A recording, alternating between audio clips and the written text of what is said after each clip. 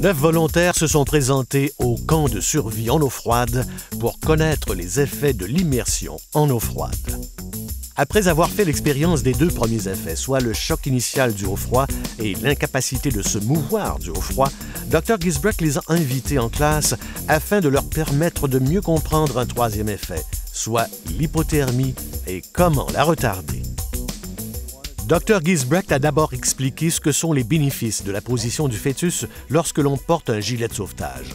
Vous gardez vos bras contre votre corps, vous repliez vos jambes sur vous-même de manière à vous mettre en boule dans l'eau afin de réduire la quantité de chaleur qui s'échappe de votre corps, en particulier par les vaisseaux sanguins importants se trouvant sous les aisselles et sous l'aine. C'est là une façon efficace de retarder l'hypothermie et d'améliorer du même coup ses chances de survie pendant que les secours arrivent. Une autre technique utilisable si plusieurs personnes portent leur dispositif de flottaison consiste à se serrer les uns contre les autres pour contrer, encore une fois, la déperdition de chaleur.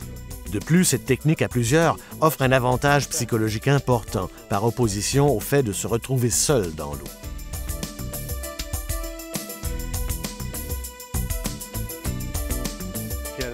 La prochaine technique, afin de réduire la perte de chaleur, consiste à sortir le plus possible son corps hors de l'eau.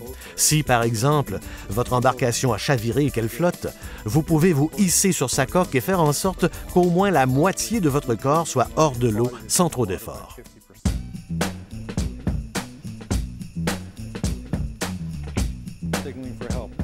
L'un des meilleurs moyens d'assurer sa survie en eau froide, c'est de pouvoir appeler à l'aide.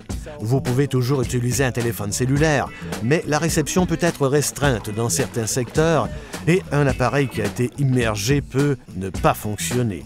C'est pourquoi une radio VHF est préférable, d'autant plus qu'il existe des modèles à l'épreuve de l'eau et qui flottent.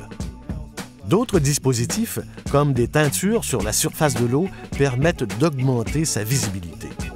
Vous pouvez aussi avoir des signaux pyrotechniques de détresse dans les pochettes de votre dispositif de flottaison. Un petit miroir de signalisation est aussi fort efficace pour attirer l'attention. Même le simple fait d'agiter les bras dans l'eau pour faire des vagues peut suffire à attirer l'attention des sauveteurs s'ils arrivent, par exemple, par hélicoptère.